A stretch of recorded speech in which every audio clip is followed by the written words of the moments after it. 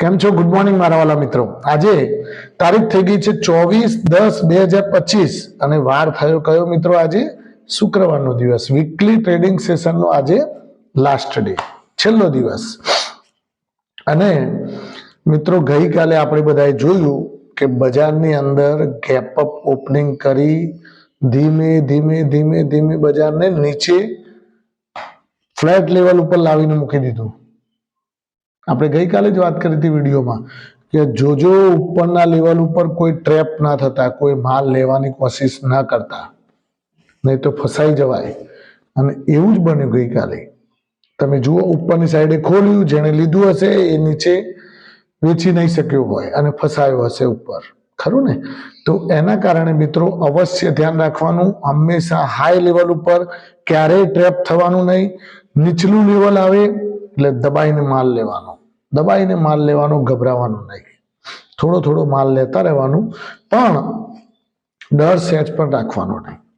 બીજું મિત્રો કે બજારમાં ગઈકાલે 26,000નું લેવલ ક્રોસ કરી અને ઉપરની સાઈડે વર્કઆઉટ કર્યું અને 2 વાગ્યા પછી ધડમ દઈને પછી નીચે ફેંક્યું.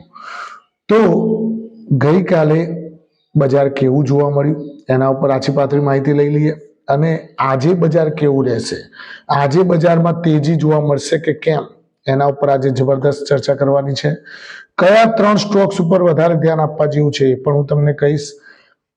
એટલે આ બધા સ્ટોક્સ ઉપર તમે અવશ્ય ધ્યાન રાખજો. જ્યારે ડીપ મળશે ત્યારે એ 3 સ્ટોક્સ તમે એડ કરજો મિત્રો. હવે ગઈકાલે બજાર કેવું જોવા મળ્યું એના ઉપર ફટાફટ નજર નાખી લઈએ. આજે કયા સેક્ટર ઉપર પણ ધ્યાન રાખવાનું છે એ પણ ધ્યાન આપણે ચર્ચા કરીશું. ગઈકાલે મિત્રો નિફ્ટી 22 અંકના નોર્મલ વધારા સાથે 25,891 અંક બંધ જોવા મળ્યું, બરાબર ને? અને સેન્સેક્સ મિત્રો 130 અંકના વધારા સાથે 84,556 અંક બંધ જોવા મળ્યો, ખરું ને? એટલે એફઆઈઆઈ ના ડેટા જોઈ લઈએ તો એફઆઈઆઈ મિત્રો 1165 કરોડની વેચવાલી કરી ગઈકાલે. 1165 કરોડ રૂપિયા એમણે વેચી નાખ્યા, સ્વાહા કરી નાખ્યા. અને ડીઆઈઆઈએ શું કર્યું? 3893 કરોડની ખરીદારી કરી. 3,893 કરોડની ખરીદારી ડીઆઈઆઈની. એ તો આપણે ક્યાં જાય? આપણા ફંડો છે, આપણે લોકલમાં જ્યાં પણ વસ્તુ જોવા જેવી હોય ત્યાં એ વસ્તુ આપણને ખ્યાલ આવતો હોય છે. હવે વધનારા શેરો ઘટનારા શેરો ઉપર નજર નાખી લઈએ તો શિપિંગ કોર્પોરેશન ઓફ ઇન્ડિયા 7.9% તેજી ગઈકાલે બતાવતો હતો. બિરલા સોફ્ટવેર 7.7% તેજી બતાવતો હતો. વીટીએલ વર્ધમાન ટેક્સટાઇલ લિમિટેડ 7.1% તેજી બતાવતો હતો. કેપીઆર મિલ 5.8% તેજી બતાવતું હતું. વોડાફોન આઈડિયા 5.8% તેજી હતી. માસ્ટેક 5% તેજી જોવા મળી. ઇન્ફોએજ 4.8% તેજી જોવા મળી અને ભારત ફોર્જ 4.6% તેજી જોવા મળી મિત્રો. ઘટનારા શેરો ઉપર આછી પાતળી માહિતી લઈ લઈએ તો ઘટનારા શેરોમાં ગોડફ્રે ફિલિપ્સ 6.9% તેજી, ટાટા ઇન્વેસ્ટમેન્ટ 5.5% તેજી, ફોર્સ મોટર્સ 5% તેજી, ગોડફ્રે ફિલિપ્સમાં 6.9% મંદી, ટાટા ઇન્વેસ્ટમેન્ટમાં 5.5% મંદી, ફોર્સ મોટર્સમાં 5% મંદી, પુનાવાલા ફિનકોર્પમાં પણ 4.9% મંદી, હિન્દુસ્તાન કોપરમાં 4.5% મંદી અને ફોર્ટિસ હેલ્થકેર એમાં પણ 4.4% મંદી જોવા મળી મિત્રો. હવે આ વાત થઈ ગઈ ગઈકાલના બજાર. ગઈકાલે બજાર મિત્રો આમ જોવા જાવ તો ખરાબ પણ નહોતું, સારું પણ નહોતું, મીડિયમ હતું, મધ્યમ લેવલથી ચાલતું હતું. અને કયા 3 સ્ટોક્સ જે ધ્યાન રાખવા જેવા છે એના ઉપર આપણે આજે થોડી તમારા સમક્ષ રજૂઆત કરીએ. લાંબા ગાળે આ ફાટશે અને અવશ્ય તમને સારું એવું રિટર્ન પણ કદાચ આપી દે તો નવાઈ ન પામતા. વોડાફોન આઈડિયા 9.52 રૂપિયા ભાવ ચાલી રહ્યો છે, પહેલા નંબરનો સ્ટોક્સ, ધ્યાન રાખજો. વોડાફોન આઈડિયા વધારે ક્વોન્ટિટી લેવાની નથી, લગભગ 500,000 જેટલી ક્વોન્ટિટી લઈ અને મૂકી રાખજો અને ભવિષ્યમાં કદાચ સરકાર મદદ વધારે કરે અને સુપ્રીમ કોર્ટમાંથી એની ફેવરમાં ફેસલો આવી જાય તો ગજબની તેજી હજુ પણ બાકી છે મિત્રો. વોડાફોન આઈડિયા બરાબર, પેની સ્ટોક્સ છે, ધ્યાન રાખજો. ખૂબ જ ચહલ પહલ વાળો શેર છે, ગભરાવાની જરૂર નથી. ₹6.5 ભાવ હતો, ત્યારથી આપણે કહીએ છીએ કે થોડા ક્વોન્ટિટી લઈને નાખી રાખજો. કંઈ વહી જવાનું નથી. જેને લીધા હશે એન્જોય કરજો. બહુ ક્વોન્ટિટી નહીં લેવાની, કારણ કે આમાં ઘણી વખતે ઘણી વસ્તુ બની શકતી હોય છે. 2.33 લાખ કરોડનું દેવું છે માથા ઉપર, અને 1 લાખ કરોડનું માર્કેટ કેપ છે.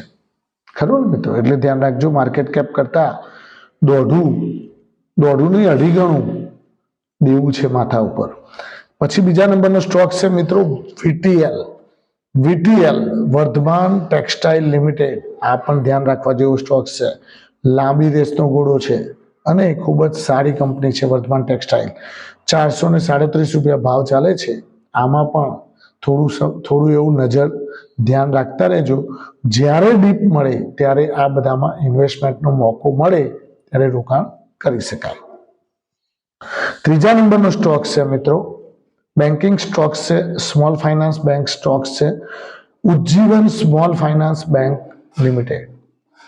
ઉજ્જીવન સ્મોલ ફાઇનાન્સ બેંક, આના ઉપર પણ ધ્યાન રાખજો. 51.90 ભાવ ચાલી રહ્યો છે, એટલે ટૂંકમાં ₹52 ભાવ ચાલે છે. અને આ સ્ટોક્સ પણ આગળ જતા તેજી બતાવે તો નવાઈ ન પામતા, કારણ કે હજુ આ બધા સ્ટોક્સ જે અત્યારે નાના છે એ ગમે ત્યારે કૂદકા પૂચકા મારવાના હજુ બાકી છે. ખરું ને? એટલે આ બધા સ્ટોક્સ ઉપર તમે ધ્યાન રાખજો. જ્યારે ડીપ મળે ત્યારે તમારા પોર્ટફોલિયોની અંદર અવશ્ય એડ કરી અને એને ભવિષ્યની તેજી માટે તૈયાર કરી શકાય. બીજું મિત્રો, આજે ડિફેન્સ થીમ ઉપર ધ્યાન રાખજો. ડિફેન્સમાં કયા? તો આજે BEL ભારત ઇલેક્ટ્રોનિક્સ લિમિટેડ, પછી ગાર્ડન રીચ શિપમેન્ટ એન્ટરપ્રાઇઝ બીજા નંબરનો સ્ટોક્સ. ત્રીજા નંબરનું Mazagon dock, Cochin shipyard, Hindustan aeronautics, Bharat dynamics. આ બધા સ્ટોક્સ ઉપર આજે અવશ્ય ધ્યાન રાખજો. આજે એમાં હલચલ જોવા મળી શકે છે. હવે ગઈકાલે આપણે જોયું ઇન્ફોસિસે ગજબની તેજી બતાવી. ઇન્ફોસિસે ગઈકાલે 1546 એટલે કે 5% તેજી સાથે કામકાજ કરતો હતો. ₹1546 હાઈ બનાવ્યો અને છેવટે ₹1528 બંધ જોવા મળ્યો મિત્રો. એટલે ઇન્ફોસિસ, TCS, વિપ્રો આ બધા જે સ્ટોક્સ છે એ તો આપણી એવરગ્રીન સ્ટોક્સ છે. જ્યારે ડીપ મળે ત્યારે પોર્ટફોલિયોની અંદર ઇન્વેસ્ટ કરી અને રાખી મુકાય. થેન્ક યુ, ખૂબ ખૂબ આભાર મિત્રો. આજનો દિવસ તમારા માટે શુભ, લાભદાયી, ફળદાયી રહ્યો. માય પ્રોફિટ પોઈન્ટ ચેનલથી આપ સૌને શુભકામનાઓ. દિવાળીની પણ શુભકામનાઓ છે મિત્રો. રજાઓ માણો અને એન્જોય કરો. Thank you.